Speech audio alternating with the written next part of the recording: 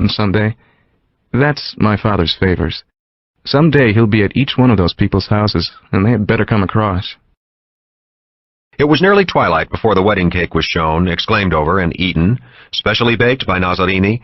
It was cleverly decorated with shells of cream so dizzyingly delicious that the bride greedily plucked them from the corpse of the cake before she whizzed away on her honeymoon with her blonde groom. The Don politely sped his guest's departure, noting meanwhile that the black sedan with its FBI men was no longer visible. Finally, the only car left in the driveway was the long black Cadillac with Freddie at the wheel. The Don got into the front seat, moving with quick coordination for his age and bulk. Sonny, Michael, and Johnny Fontaine got into the back seat. Don Corleone said to his son Michael, "Your girlfriend. She'll get back to the city by herself, all right?" Michael nodded. Tom said he'd take care of it. Don Corleone nodded with satisfaction at Hagen's efficiency. Because of the gas rationing still in effect, there was little traffic on the Belt Parkway to Manhattan. In less than an hour, the Cadillac rolled into the street of French Hospital. During the ride, Don Corleone asked his youngest son if he was doing well in school. Michael nodded. Then, Sonny, in the back seat, asked his father. "Johnny says you're getting him squared away with that Hollywood business. Do you want me to go out there and help?" Don Corleone was curt. "Tom is going tonight. He won't need any help. It's a simple affair." Sonny Corleone laughed. "Johnny thinks you can't fix it. That's why I thought you might want me to go out there." Don Corleone turned his head. He asked Johnny Fontaine, "Why do you doubt me? Hasn't your godfather always done what he said he would do? Have I ever been taken for a fool?" Johnny apologized nervously. "Godfather, the man who runs it is a real 90 caliber Pezzo Novante. You can't budge him, not even with money. He has big connections, and he hates me. I just don't know how you can swing it." The Don spoke with affectionate amusement. "I say to you, you shall have it." He nudged Michael with his elbow. "We won't disappoint my godson now, Michael." Michael, who never doubted his father for a moment, shook his head. As they walked toward the hospital entrance, Don Corleone put his hand on Michael's arm so that the others forged ahead. "When you get through with college, come and talk to me. I have some plans you will like." Michael didn't say anything. Don Corleone grunted in exasperation. "I know how you are. I won't ask you to do anything you don't approve of. This is something special. Go your own way now. You're a man after all. But come to me as a son should when you have finished with your schooling." The family of Genco Abandando, wife and 3 daughters dressed in black, clustered like a flock of plump crows on the white tile floor of the hospital corridor. When they saw Don Corleone come out of the elevator, they seemed to flutter up off the white tiles in an instinctive surge toward him for protection. The mother was regally stout and black, the daughters fat and plain. Mrs. Abandando pecked at Don Corleone's cheek, sobbing, wailing. "Oh, what a saint you are to come here on your daughter's wedding day." Don Corleone brushed these thanks aside. "Don't I owe respect to such a friend? A friend who has been my right arm for 20 years? He had understood immediately that the soon-to-be widow did not comprehend that her husband would die this night. Genco Abandando had been in this hospital for nearly a year dying of his cancer, and the wife had come to consider his fatal illness almost an ordinary part of life. Tonight was just another crisis. She babbled on. "Go in and see my poor husband. He asks for you. Poor man. He wanted to come to the wedding to show his respect, but the doctor would not permit it. Then he said you would come to see him on this great day, but I did not believe it possible. Oh, men understand friendship more than we women. Go inside. You will make him happy." A nurse and a doctor came out of Genco Abandando's private room. The doctor was a young man, serious-faced, and with the air of one born to command. That is to say, the air of one who has been immensely rich all his life. One of the daughters asked timidly, "Dr. Kennedy, can we go see him now?" Dr. Kennedy looked over the large group with exasperation. Didn't these people realize that the man inside was dying and dying in torturous pain? It would be much better if everyone let him die in peace. "I think just the immediate family," he said in his exquisitely polite voice. He was surprised when the wife and daughters turned to the short, heavy man, dressed in an awkwardly fitted tuxedo, as if to hear his decision. The heavy man spoke. There was just the slightest trace of an Italian accent in his voice. "My dear doctor, is it true he is dying?" "Yes." "Then there is nothing more for you to do. We will take up the burden. We will comfort him. We will close his eyes. We'll bury him and weep at his funeral, and afterwards we will watch over his wife and daughters." At hearing things put so bluntly, forcing her to understand, Mrs. Abandando began to weep. Dr. Kennedy shrugged. It was impossible to explain to these peasants. At the same time, he recognized the crude justice in a man's remarks. His role was over. Still exquisitely polite, he said, Please wait for the nurse to let you in. She has a few necessary things to do with the patient. He walked away from them down the corridor, his white coat flapping. The nurse went back into the room, and they waited. Finally, she came out again, holding the door for them to enter. She whispered, "He's delirious with the pain and fever. Try not to excite him. And you can stay only a few minutes, except for the wife." She recognized Johnny Fontaine as he went by her, and her eyes opened wide. He gave her a faint smile of acknowledgment, and she stared at him with frank invitation. He filed her away for future reference, then followed the others into the sick man's room. Genco Abandando had run a long race with death, and now, vanquished, he lay exhausted on the raised bed. He was wasted away to no more than a skeleton, and what had once been vigorous black hair had turned into obscene, stringy wisps. "Genco, dear friend, I have brought my sons to pay their respects, and look, even Johnny, all the way from Hollywood." The dying man raised his fevered eyes gratefully to the dawn.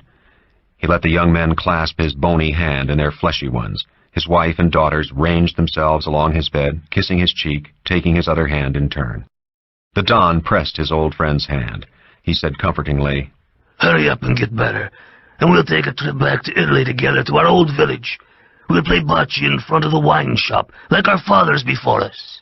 The dying man shook his head. He motioned the young men and his family away from the bedside. With the other bony claw, he hung fast to the Don. He tried to speak.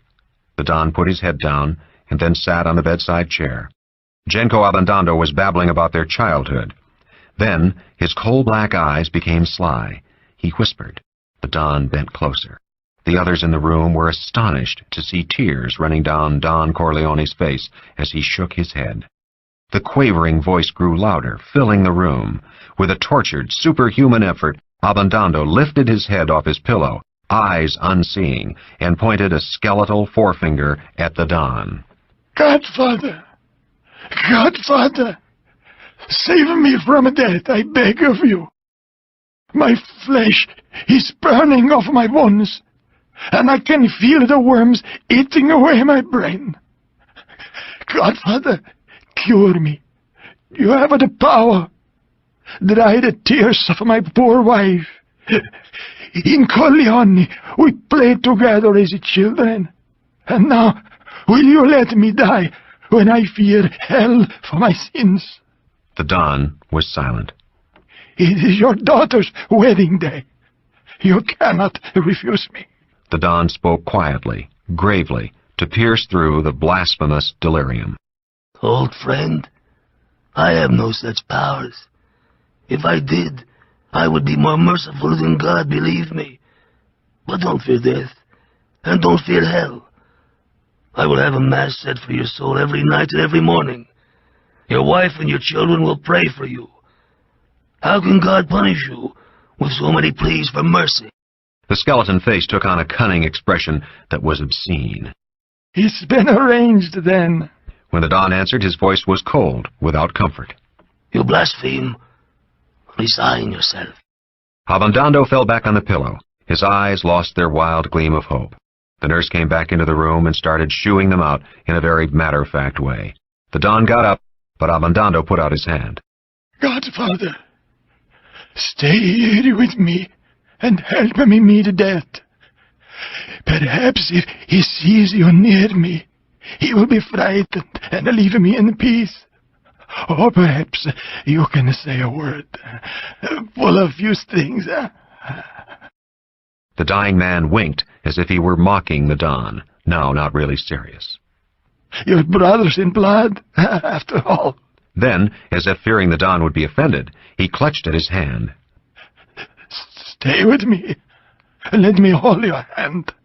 We'll outwit that bastard as we outwitted others. Godfather, don't betray me." The Don motioned the other people out of the room. They left.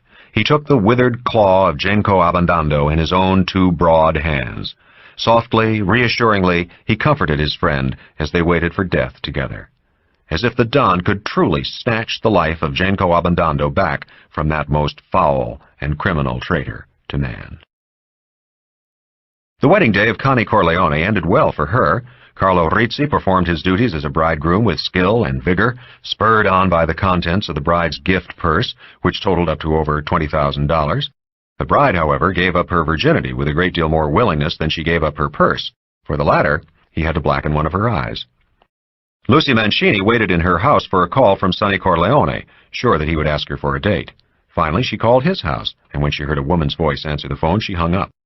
She had no way of knowing that nearly everyone at the wedding had remarked the absence of her and Sonny for that fatal half-hour, and the gossip was already spreading that Santino Corleone had found another victim, that he had done the job on his own sister's maid of honor.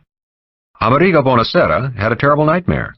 In his dreams, he saw Don Corleone, in peaked cap, overalls, and heavy gloves, unloading bullet-riddled corpses in front of his funeral parlor and shouting, "Remember, Amerigo, not a word to anyone, and bury them quickly."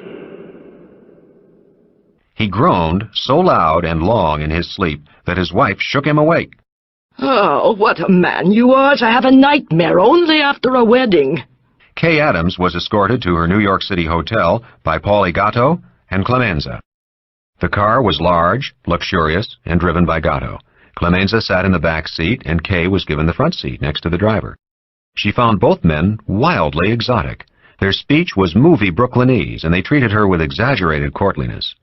During the ride, she chatted casually with both men and was surprised when they spoke of Michael with unmistakable affection and respect. He had led her to believe that he was an alien in his father's world. Now, Clemenza was assuring her in his wheezing, guttural voice that the old man thought Mike was the best of his sons, the one who would surely inherit the family business. "What business is that?" Kay asked in the most natural way. Paulie Gatto gave her a quick glance as he turned the wheel. Behind her, Clemenza said in a surprised voice, "Didn't Mike tell you? Mr. Corleone is the biggest importer of Italian olive oil in the States. Now that the war's over, the business could get real rich. You'll need a smart boy like Mike." At the hotel, Clemenza insisted on coming to the desk with her. When she protested, he said simply, "The boss said to make sure you got home okay. I gotta do it." After she received her room key, he walked her to the elevator and waited until she got in. She waved to him, smiling, and was surprised at his genuine smile of pleasure in return. It was just as well she did not see him go back to the hotel clerk and ask what name she registered under. The hotel clerk looked at Clemenza coldly. Clemenza rolled the little green spitball he was holding in his hand across to the clerk, who picked it up and immediately said, "Mr. and Mrs. Michael Corleone." Back in the car, Paulie Gatto said, "Nice dame." Clemenza grunted. "Mike is doing a job on her." Unless he thought they were really married. "Pick me up early in the morning. Hagen got some deal for us that gotta be done right away." It was late Sunday night before Tom Hagen could kiss his wife goodbye and drive out to the airport.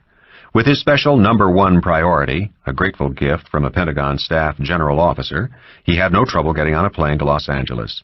It had been a busy but satisfying day for Tom Hagen. Genco Abandando had died at 3 in the morning, and when Don Corleone returned from the hospital, he had informed Hagen that he was now officially the new consigliere to the family. This meant that Hagen was sure to become a very rich man, to say nothing of power. The Don had broken a long-standing tradition. The consigliere was always a full-blooded Sicilian, and the fact that Hagen had been brought up as a member of the Don's family made no difference to that tradition. It was a question of blood. Only a Sicilian born to the ways of omertà, the law of silence, could be trusted in the key post of consigliere. Between the head of the family, Don Corleone, who dictated policy, and the operating level of men who actually carried out the orders of the Don, there were 3 layers, or buffers. In that way, nothing could be traced to the top, unless the consigliere turned traitor. That Sunday morning, Don Corleone gave explicit instructions on what should be done to the 2 young men who had beaten the daughter of Amerigo Bonacera. But he had given those orders in private to Tom Hagen. Later in the day, Hagen had, also in private, without witnesses, instructed Clemenza. In turn, Clemenza had told Paulie Gatto to execute the commission. Paulie Gatto would now muster the necessary manpower and execute the orders. Poligato and his men would not know why this particular task was being carried out, or who had ordered it originally. Each link of the chain would have to turn traitor for the Don to be involved, and though it had never yet happened, there was always the possibility. The cure for that possibility also was known. Only one link in the chain had to disappear. The consigliere was also what his name implied. He was the counselor to the Don, his right-hand man, his auxiliary brain. He was also his closest companion and his closest friend. On important trips, he would drive the Don's car. At conferences, he would go out and get the Don refreshments, coffee and sandwiches, fresh cigars. He would know everything the Don knew, or nearly everything, all the cells of power. He was the one man in the world who could bring the Don crashing down to destruction. But no consigliere had ever betrayed a Don, not in the memory of any of the powerful Sicilian families who had established themselves in America. There was no future in it, and every consigliere knew that if he kept the faith, he would become rich, wield power, and win respect. If misfortune came, his wife and children would be sheltered and cared for as if he were alive or free, if he kept the faith. In some matters, the consigliere had to act for his Don in a more open way, and yet not involve his principal. Hagen was flying to California on just such a matter. He realized that his career as consigliere would be seriously affected by the success or failure of this mission. By family business standards, whether Johnny Fontaine got his coveted part in the war movie or did not was a minor matter. Far more important was the meeting Hagen had set up with Virgil Sollozzo the following Friday.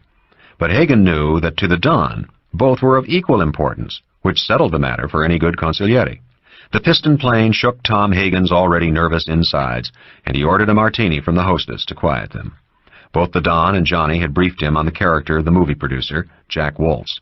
From everything that Johnny said, Hagen knew he would never be able to persuade Woltz, but he also had no doubt whatsoever that the Don would keep his promise to Johnny. His own role was that of negotiator and contact. Lying back in his seat, Hagen went over all the information given to him that day. Jack Woltz was one of the 3 most important movie producers in Hollywood, owner of his own studio with dozens of stars under contract.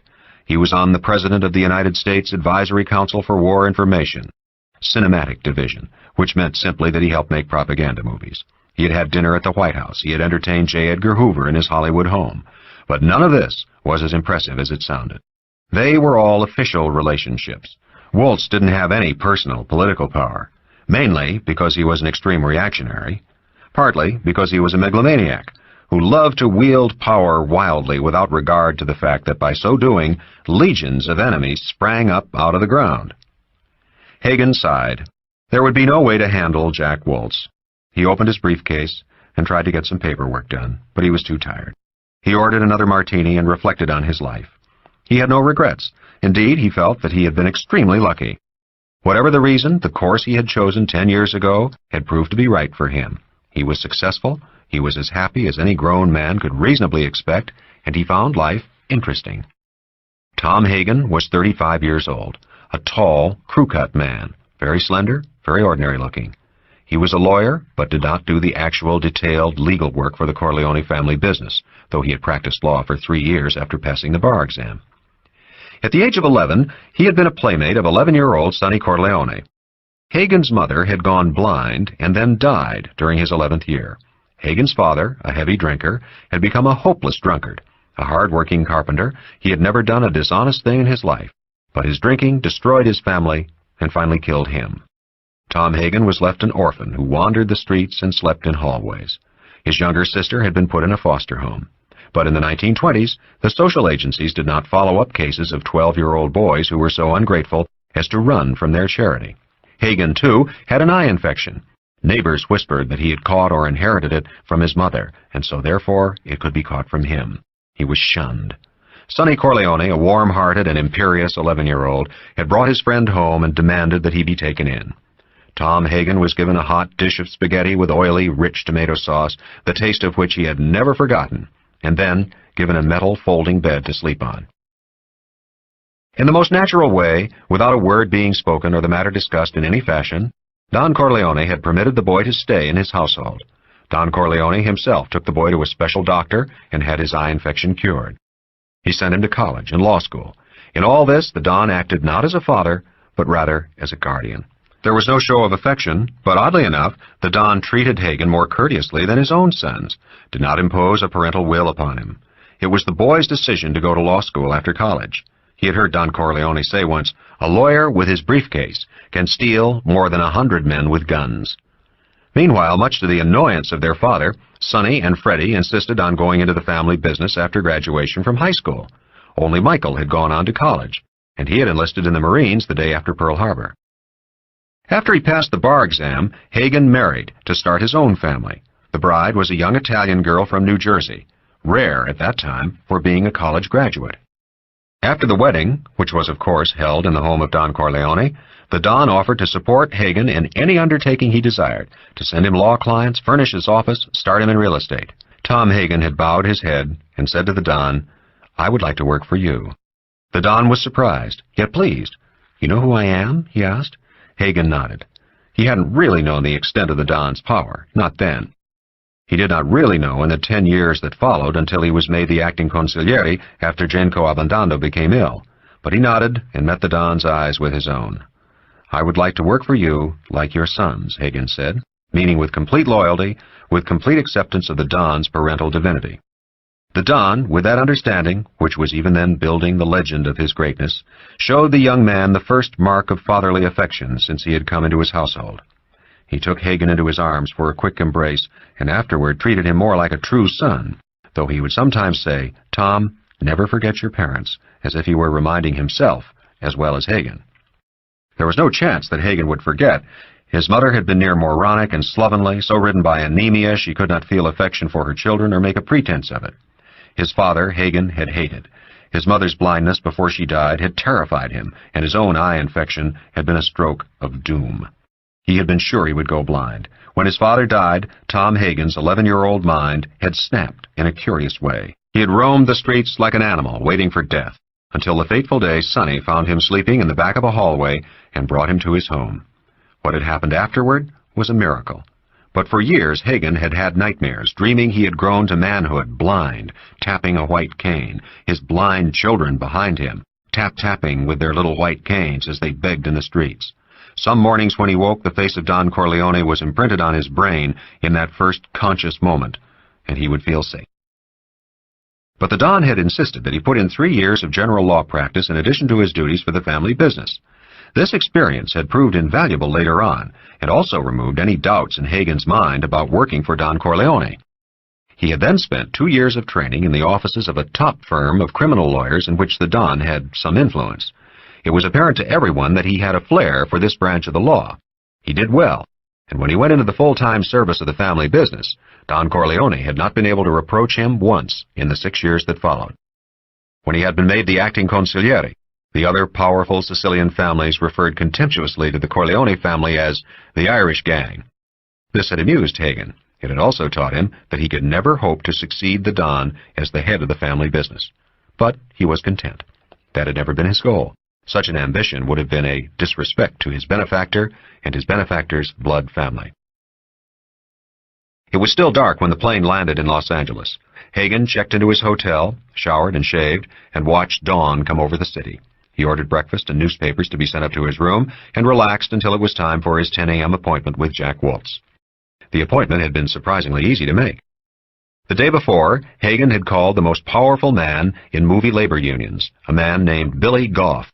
Acting on instructions from Don Corleone, Hagen had told Goff to arrange an appointment on the next day for Hagen to call on Jack Waltz, that he should hint to Waltz that if Hagen was not made happy by the results of the interview, there could be a labor strike at the movie studio. An hour later, Hagen received a call from Goff. The appointment would be at 10 a.m. Waltz had gotten the message about the possible labor strike, but hadn't seemed too impressed, Goff said. He added, "If it really comes down to that, I gotta talk to the Don myself." "If it comes to that, he'll talk to you." By saying this, he avoided making any promises. He was not surprised that Goff was so agreeable to the Don's wishes. The family empire, technically, did not extend beyond the New York area, but Don Corleone had first become strong by helping labor leaders. Many of them still owed him debts of friendship. But the 10 a.m. appointment was a bad sign. It meant that he would be first on the appointment list, that he would not be invited to lunch. It meant that Waltz held him in small worth. Goff had not been threatening enough, probably because Waltz had him on his graft payroll. And sometimes the Don's success in keeping himself out of the limelight worked to the disadvantage of the family business, in that his name did not mean anything to outside circles. His analysis proved correct. Waltz kept him waiting for a half hour past the appointed time. Hagen didn't mind. The reception room was very plush, very comfortable, and on a plum-colored couch opposite him sat the most beautiful child Hagen had ever seen. She was no more than 11 or 12, dressed in a very expensive but simple way as a grown woman. She had incredibly golden hair, huge, deep sea-blue eyes, and a fresh raspberry-red mouth. She was guarded by a woman, obviously her mother, who tried to stare Hagen down with a cold arrogance that made him want to punch her in the face. The angel child and the dragon mother, Hagen thought, returning the mother's cold stare. Finally, an exquisitely dressed but stout middle-aged woman came to lead him through a string of offices to the office apartment of the movie producer. Hagen was impressed by the beauty of the offices and the people working in them. He smiled.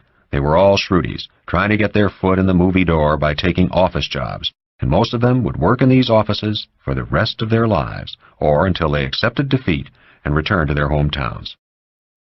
Jack Waltz was a tall, powerfully built man with a heavy paunch almost concealed by his perfectly tailored suit. Hagen knew his history. At 10 years of age, Waltz had hustled empty beer kegs and pushcarts on the East Side. At 20, he helped his father sweat garment workers. At 30, he had left New York and moved west, invested in the Nickelodeon, and pioneered motion pictures. At 48, he had been the most powerful movie magnate in Hollywood, still rough-spoken, rapaciously amorous, a raging wolf ravaging helpless flocks of young starlets. At 50, he transformed himself.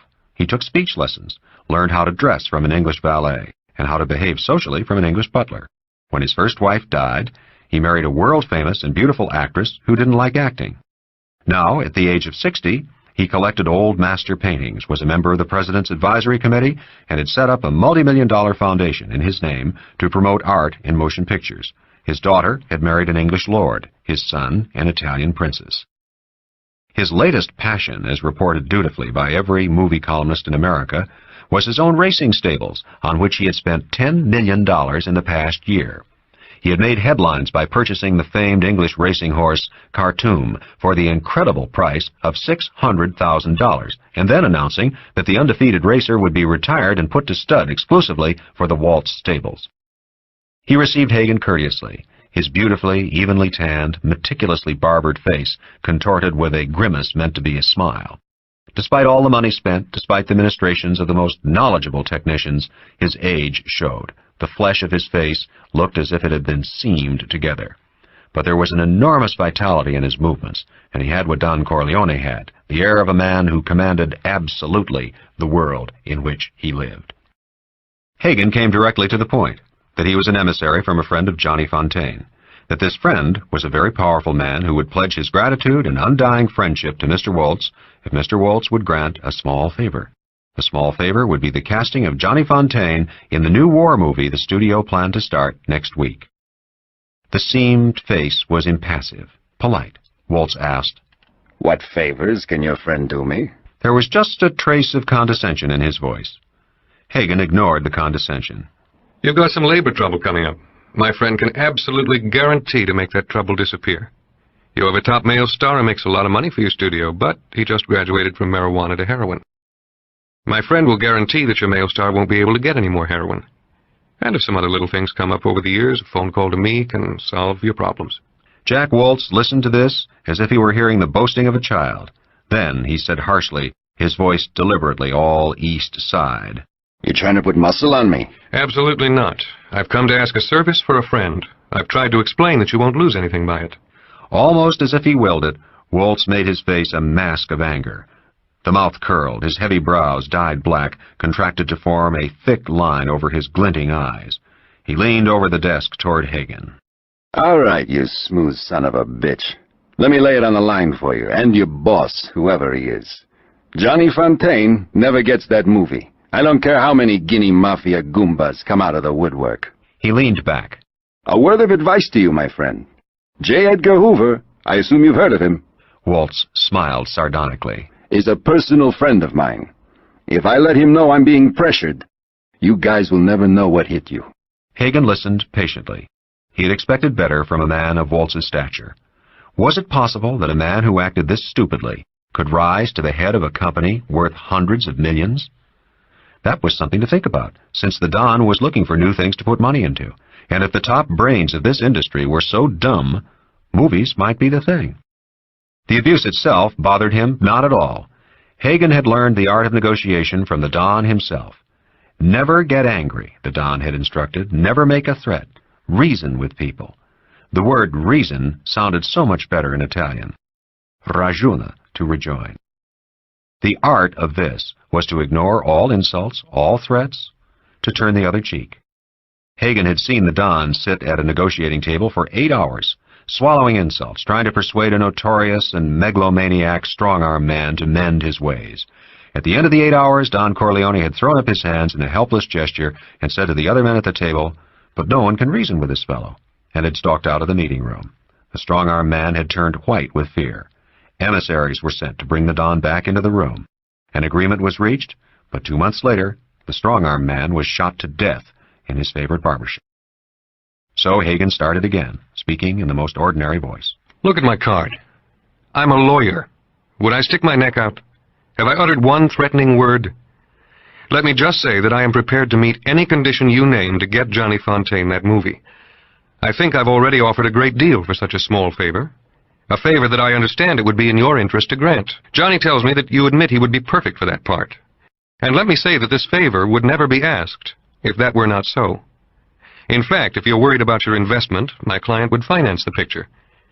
But please, let me make myself absolutely clear. We understand your no is no. Nobody can force you or is trying to. We know about your friendship with Mr. Hoover, I may add, and my boss respects you for it. He respects that relationship very much. Waltz had been doodling with a huge red-feathered pen. At the mention of money, his interest was aroused, and he stopped doodling. This picture is budgeted at $5 million. Hagen whistled softly to show that he was impressed. Then he said very casually, My boss has a lot of friends who back his judgment. For the first time, Waltz seemed to take the whole thing seriously. He studied Hagen's card. I never heard of you. I know most of the big lawyers in New York. But just who the hell are you? I have one of those dignified corporate practices. I just handle this one account. He rose. I won't take up any more of your time. He held out his hand. Waltz shook it. Hagen took a few steps toward the door and turned to face Waltz again. I understand you have to deal with a lot of people who try to seem more important than they are. In my case, the reverse is true. Why don't you check me out with our mutual friend? If you reconsider, call me at my hotel. He paused. This may be sacrilege to you, but my client can do things for you that even Mr. Hoover might find out of his range. He saw the movie producer's eyes narrowing. Waltz was finally getting the message. By the way, I admire your pictures very much. I hope you can keep up the good work. Our country needs it. Late that afternoon, Hagen received a call from the producer's secretary that a car would pick him up within the hour to take him out to Mr. Waltz's country home for dinner. She told him it would be about a 3-hour drive, but that the car was equipped with a bar and some hors d'oeuvre. Hagen knew that Waltz made the trip in his private plane, and wondered why he hadn't been invited to make the trip by air. The secretary's voice was adding politely, Mr. Waltz suggested you bring an overnight bag, and he'll get you to the airport in the morning. I'll do that. That was another thing to wonder about. How did Waltz know he was taking the morning plane back to New York? He thought about it for a moment. The most likely explanation was that Waltz had set private detectives on his trail to get all possible information. Then Waltz certainly knew he represented the Don, which meant he knew something about the Don, which in turn meant he was now ready to take the whole matter seriously. Something might be done after all, Hagen thought, and maybe Waltz was smarter than he had appeared this morning. The home of Jack Waltz looked like an implausible movie set. There was a plantation-type mansion, huge grounds girdled by a rich black dirt bridle path, stables and pasture for a herd of horses. The hedges, flower beds, and grasses were as carefully manicured as a movie star's nails. Waltz greeted Hagen on a glass-panel, air-conditioned porch. The producer was informally dressed in blue silk shirt, open at the neck, mustard-colored slacks, soft leather sandals. Framed in all this color and rich fabric, his seamed, tough face was startling. He handed Hagen an outsized martini glass and took one for himself from the prepared tray. He seemed more friendly than he had been earlier in the day. He put his arm over Hagen's shoulder. We have a little time before dinner. Let's go look at my horses. As they walked toward the stables, he said, I checked you out, Tom. You should have told me your boss is Corleone. I thought you were just some third-rate hustler Johnny was running in to bluff me. And I don't bluff. Not that I want to make enemies. I never believed in that. But let's just enjoy ourselves now. We can talk business after dinner. Surprisingly, Waltz proved to be a truly considerate host. He explained his new methods, innovations that he hoped would make his stable the most successful in America. The stables were all fireproofed, sanitized to the highest degree, and guarded by a special security detail of private detectives. Finally, Waltz led him to a stall which had a huge bronze plaque attached to its outside wall. On the plaque was the name Khartoum. The horse inside the stall was, even to Hagen's inexperienced eyes, a beautiful animal. Khartoum's skin was jet black, except for a diamond-shaped white patch on his huge forehead. The great brown eyes glinted like golden apples. The black skin over the taut body was silk. Waltz said with childish pride, "The greatest racehorse in the world. I bought him in England last year for 600 grand. I bet even the Russian Tsars never paid that much for a single horse. But I'm not going to race him. I'm going to put him to stud. I'm going to build the greatest racing stable this country has ever known." He stroked the horse's mane. "Khartoum, Khartoum." There was real love in his voice, and the animal responded. Waltz said to Hagen, "I'm a good horseman, you know, and the first time I ever rode, I was 50 years old." He laughed. "Maybe one of my grandmothers in Russia got raped by a Cossack, and I got his blood." He tickled Khartoum's belly. "Look at that cock on him. I should have such a cock." They went back to the mansion to have dinner. It was served by 3 waiters under the command of a butler. The table linen and ware were all gold thread and silver. But Hagen found the food mediocre. Waltz obviously lived alone, and just as obviously was not a man who cared about food. Hagen waited until they had both lit up huge Havana cigars before he asked Waltz, "Does Johnny get it or not?" "I can't. I can't put Johnny into that picture even if I wanted to. The contracts are all signed for all the performers, and the cameras roll next week. There's no way I can swing it." Mr. Waltz, the big advantage of dealing with a man at the top is that such an excuse is not valid. You can do anything you want to do. He puffed on his cigar. Don't you believe my client can keep his promises? "I believe that I'm going to have labor trouble. Goff called me up on that son of a bitch. And the way he talked to me, you'd never guess I pay him 100 grand a year under the table. And I believe you can get that fag He-Man star of mine off heroin. But I don't care about that. And I can finance my own pictures.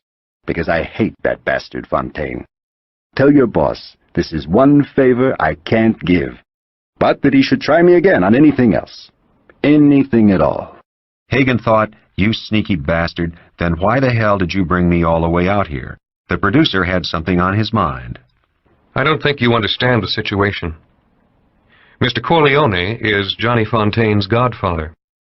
That is a very close, a very sacred religious relationship. Waltz bowed his head in respect at this reference to religion. Hagen went on. Italians have a little joke, that the world is so hard a man must have 2 fathers to look after him, and that's why they have godfathers. Since Johnny's father died, Mr. Corleone feels his responsibility even more deeply.